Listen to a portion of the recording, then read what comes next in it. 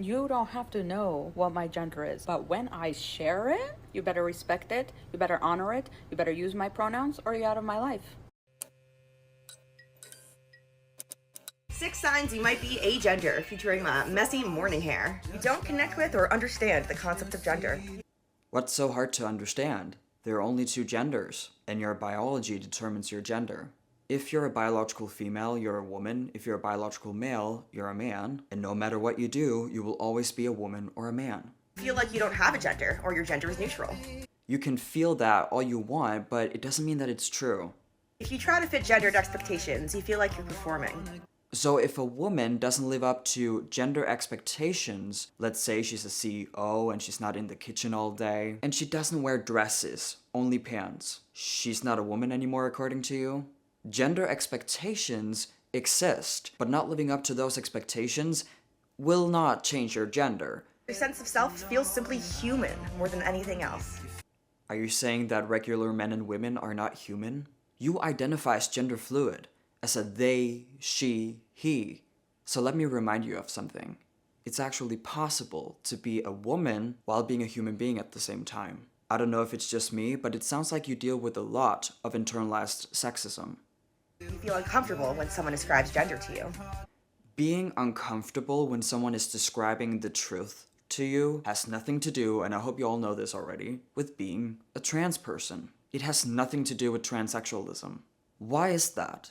Well, maybe it's because transsexual people transition due to reality, due to the truth. Men have penises, women have vaginas. Gender dysphoria can only exist if what I just said is the truth. The only people who feel uncomfortable when hearing the truth about gender are these fake trans people. People from the QIA plus community. Whenever you hear a QIA plus activist say, "This conversation makes me feel uncomfortable and unsafe," it means that you're doing something right. You most likely said something true, and they don't like that, because they know as much as we do that you cannot argue with facts, with the truth. So they want to shut down the conversation because they know that they're effed if the conversation continues. These activists have no idea what it's like to deal with gender dysphoria, and that's why they use words like unsafe, uncomfortable. So now that you know, please do not let them fool you. For anyone who identifies as agender, I have some questions. I also identify as agender. Something I find really interesting, and like the way I identify as agender is different from gender fluid or different from using all pronouns because you identify as all genders. Like for me, agender means like I don't identify within gender at all. I think it's like a silly concept in the first place. I think all it does is like put people into boxes. I'm not into it, right? Do you think that if you grew up without the internet, you would still identify as agender? My guess is no, you wouldn't. The only reason why you identify as agender and won't acknowledge that you're a woman is because of social media, especially TikTok.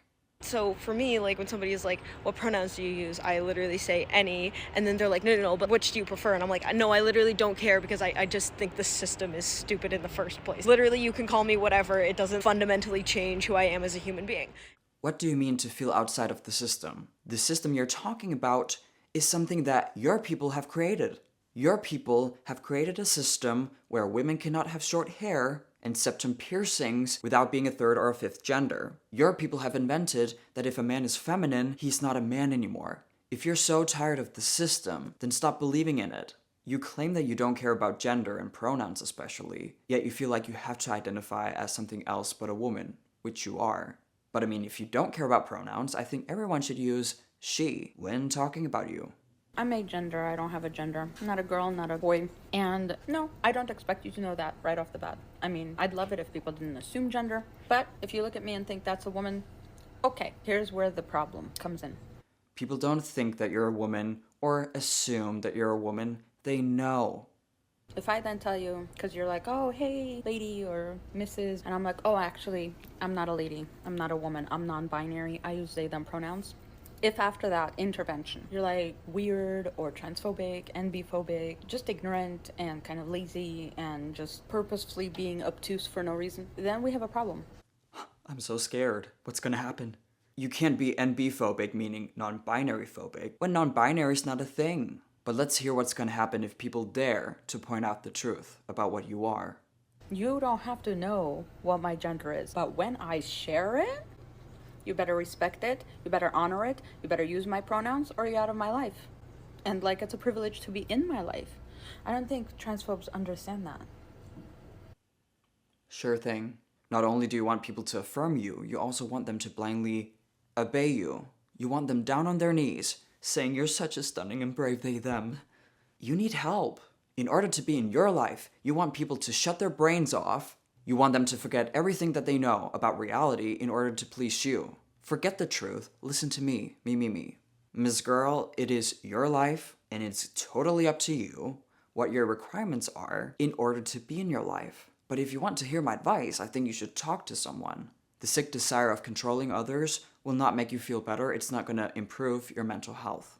If you're a good person, you deserve to have great people in your life who inspire and motivate you, but also make you feel good about yourself. And you're not going to feel good about yourself if you deep down know your friends and family have to lie about you, have to believe in a different reality only when talking to you, being around you. That is effed up and really unhealthy.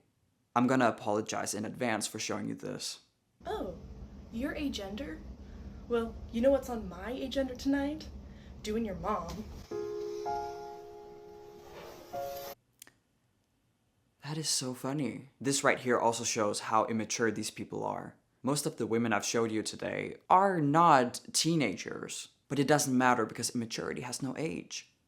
Thank you all for watching this video. If you want to see more content like this, remember to hit subscribe and the notification bell. If you want to support me and my work, my PayPal is in the description down below. You can also support me through locals.com or by becoming a member of this channel. I love you all and I hope to see you in my next video.